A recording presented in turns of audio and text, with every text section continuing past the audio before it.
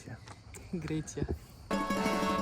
In case you don't speak Romanian, I invite you to activate the subtitles. În aceste imagini puteți vedea feribotul cu care am plecat de pe insula Rodos către insula Simi într-o excursie de o zi. Plecarea a fost din acest port și a fost cea mai frumoasă zi din întreaga noastră vacanță. Dar hai mai bine să-ți dau mai multe detalii organizatorice. Noi am rezervat de pe Gateway Guide, dar sunt foarte multe tarabe. Puteți să veniți aici, sunt sigură că puteți și să negociați tarifele. Vă voi lăsa aici prețul excursiei. Și hai să procedem, că avem cale lungă. Asta e intrarea pe barcă. Așa, da, nu ca la bărcuța de viteză cu care am mers în Croația. Acolo trebuie să sar în gol 100 de bărci.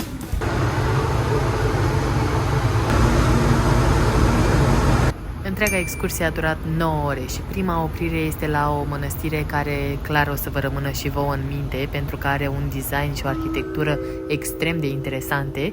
Dar până atunci haideți să vă arăt drumul, pentru că am văzut niște imagini superbe.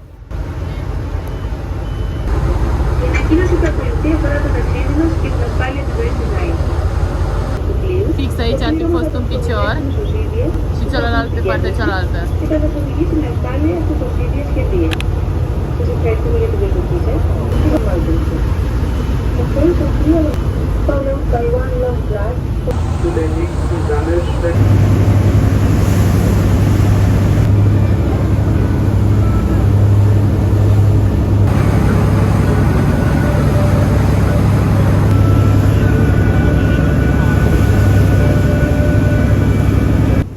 Pentru că nu am avut montat microfonul, calitatea sunetului este compromisă, așa că vă voi spune acum ceea ce voiam să vă zic atunci. Rodos este mai aproape de Turcia decât este de partea continentală a Greciei, de exemplu de Atena. Chiar în imaginile acestea puteți să vedeți cât de aproape trecem de malul turcesc, pe care îl vom vizita și noi în zilele următoare, mai precis orașul Marmaris, o frumusețe de oraș. Având în vedere proximitatea bărcii de malul turcesc, vă recomand să nu vă deschideți internetul dacă nu doriți să aveți o sumă adăugată la factura voastră de telefonie după ce vă întoarceți din vacanță. Mamă, da, e o casă. Ce sunt? Scrie acolo. Mamă, da, e o casă. Ai văzut că era și drum forestier. Ce hateri să stea aici. Nici măcar unul lângă altul nu stau.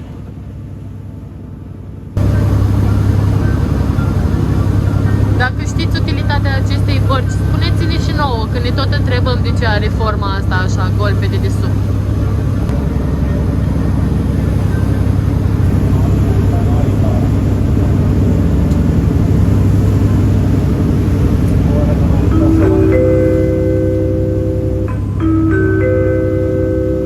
Κυρίες και κύριοι, σε μερικά λεπτά το πλοίο μας φτάνει στο λιμάνι του Πανορμίτη.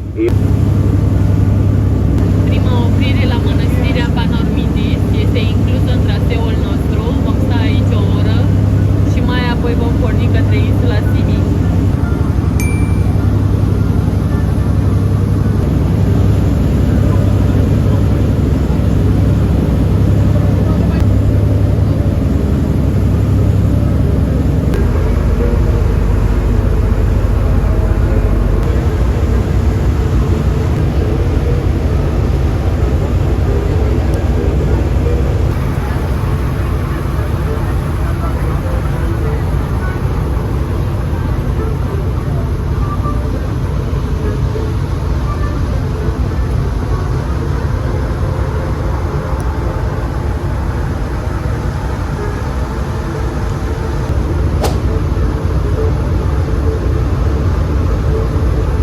Panormitis, o oră aici,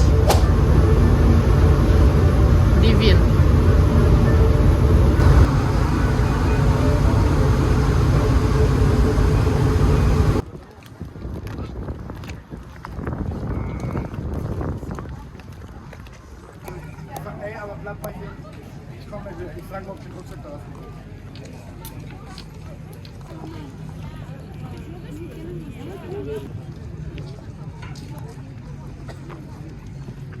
În pauza de o oră pe care o aveți aici, puteți să vizitați mănăstirea Sfântului Arhanghel Mihail de o manieră gratuită. Noi ne-am plimbat pe aici, atmosfera era una foarte plăcută.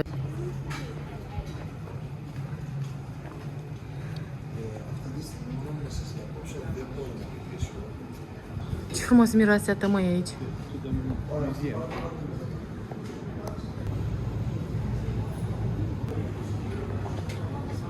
Pe insula Simi sunt 9 biserici, mănăstiri care sunt dedicate Arhanghelului Mihail. Biserica înălțată în stil venețian în secolul al XVIII-lea poartă de asemenea în interiorul său una dintre cele 4 icoane făcătoare de minuni din zona insulei Simi și prin prejur.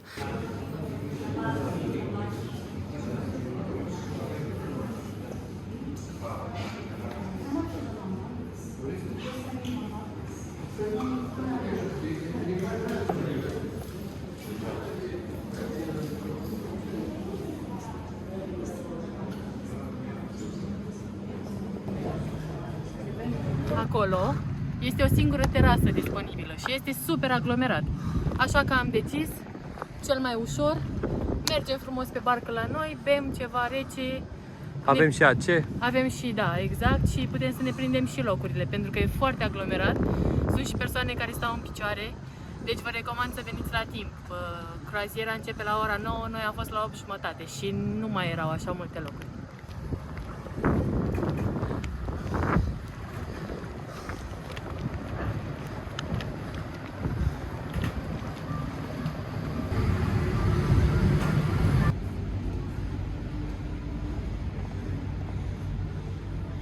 Interiorul barului Bărcii, mult mai bine decât să stăm afară în soare. Mult.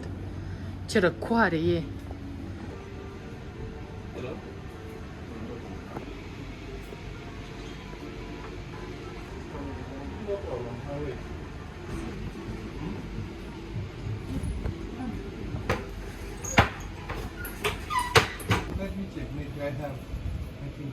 Mie îmi place aici mai mult decât în exteriorul bărcii, dar na, trebuie să fac și eu clipurile alea pentru YouTube cumva, nu? Ideea este că într-adevăr aici, la bar, pe lângă faptul că locurile arată mult mai comod, aveți și posibilitatea să beneficiați de aer condiționat din plin, ceea ce este minunat după atâta soare cât este afară.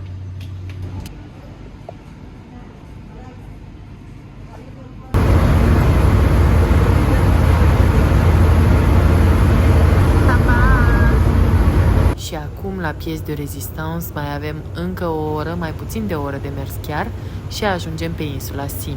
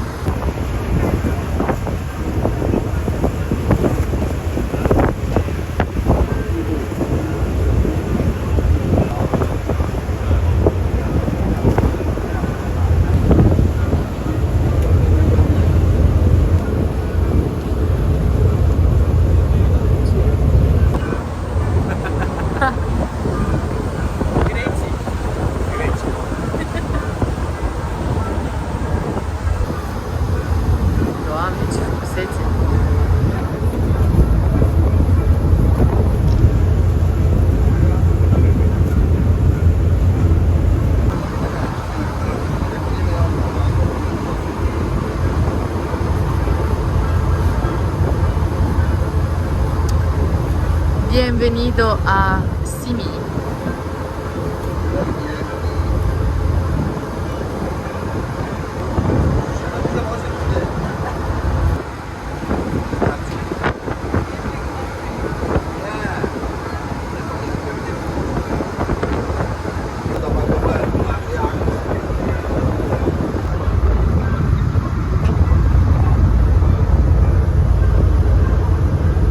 putea să urcăm acolo sus, dar nu o vom face. Da? Am putea să urcăm acolo sus, zic, dar nu o vom face. Greci, mă. Monumentul de război al simiților.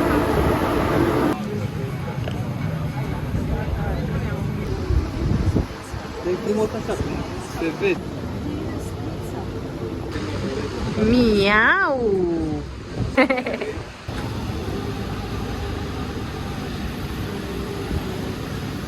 Ce bei tu acolo? O limonadă care costa 15 lei. Te las cu apă, nu? Exact.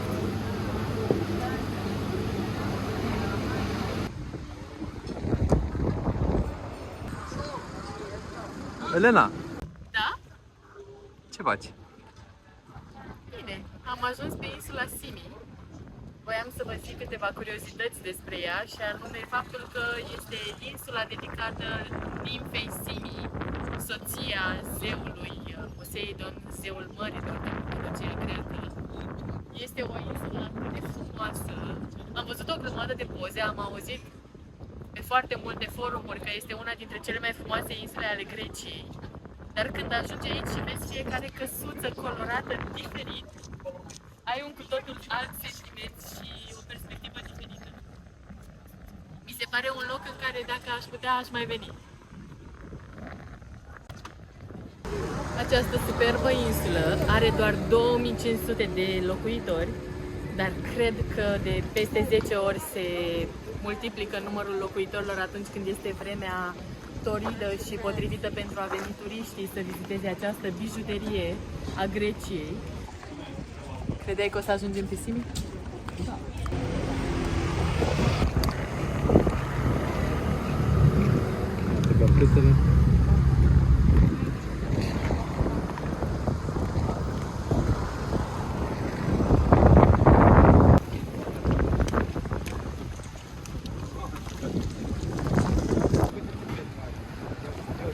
Insula Simi este recunoscută încă din antichitate pentru bureții săi de mare.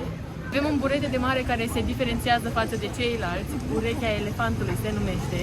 Enzimele sale sunt speciale în sensul în care permit păstrarea, conservarea buretelui de mare timp de 8 ani. O să ne luăm și noi unul, deși n-am avut niciodată.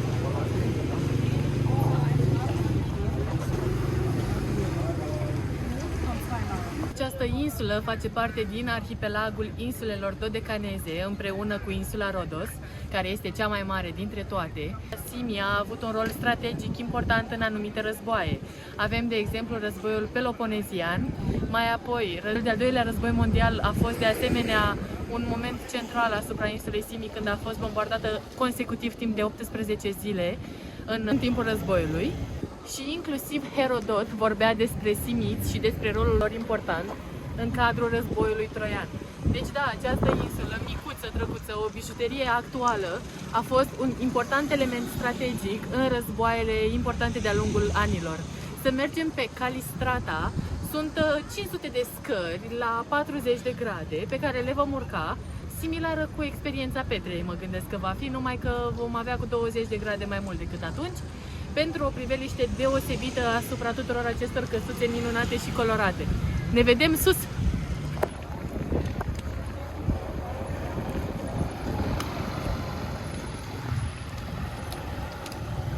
Pe Calistrata, Andrei cu căsuța roz, deși eu voiam filmare cu căsuța roz.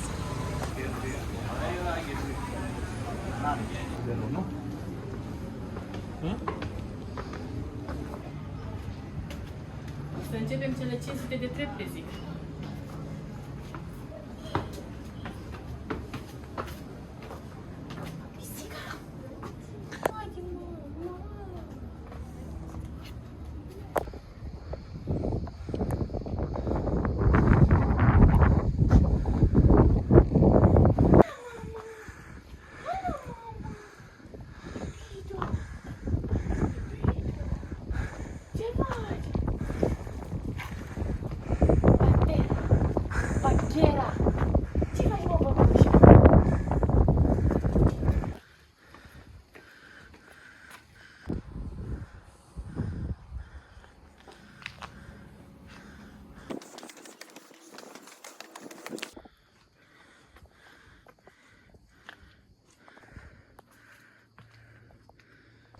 Am urcat și am depășit punctul de panoramă, din greșeală mă refer, pentru că nu ne venit să credem că acolo e panorama.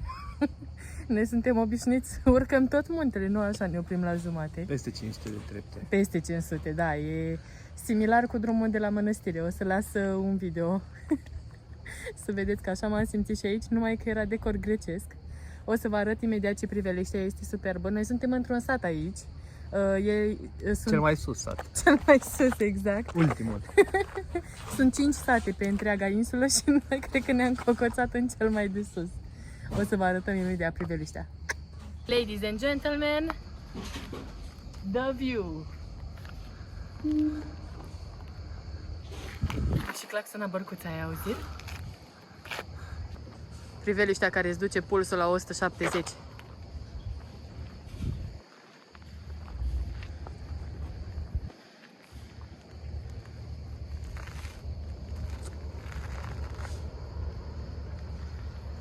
Pe asta chiar o să țin minte. Am ajuns la Calistrata, la panorama unde merg toți turiștii și am zis n-are cum să fie asta. Și am ajuns aici. Ce văd de fapt localnicii de pe insula Simi, cei din ultimul sat, cel mai înalt sat de pe această insulă, este o priveliște care, sincer vă zic, în filme am văzut, dar nu credeam că este adevărat. Credeam că sunt platouri de filmare. De mult peste ceea ce se vede în acest videoclip.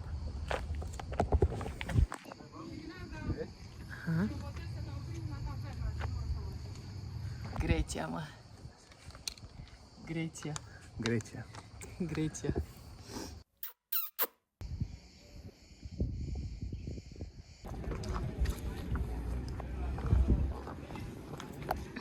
Da. Hai, stăm aici? Da.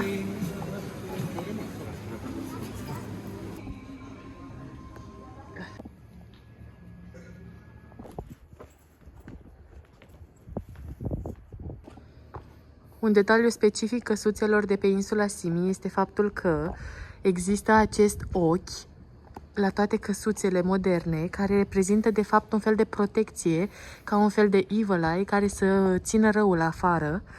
Este ceva specific lor și vă voi arăta mai multe imagini cu mai multe căsuțe și diversele forme pe care le ia ochiul rău, între ghilimele, cel care protejează casa. Vedeți? Este la orice pas. Aici este altă formă.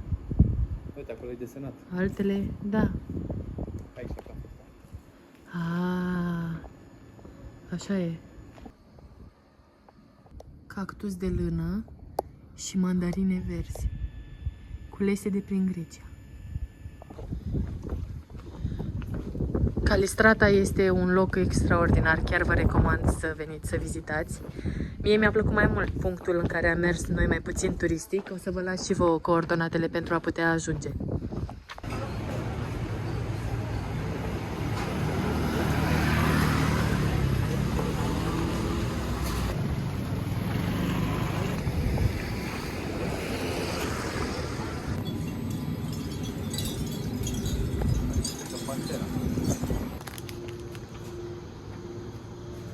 Ne-am luat și noi buretele nostru.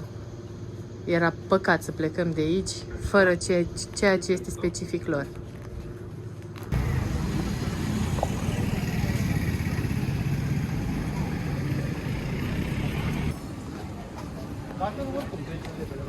Am avut timp suficient să petrecem pe insula Simi pentru că am avut în jur de 3 ore program liber.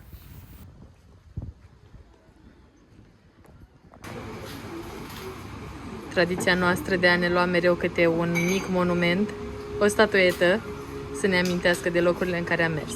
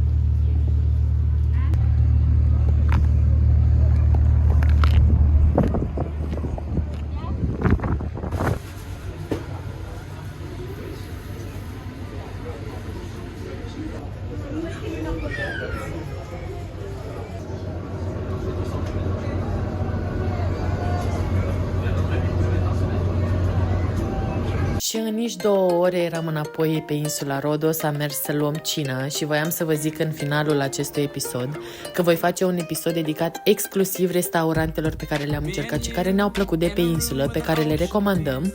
Așa că dacă încă nu mi-ai dat follow, eu zic că ăsta este momentul potrivit.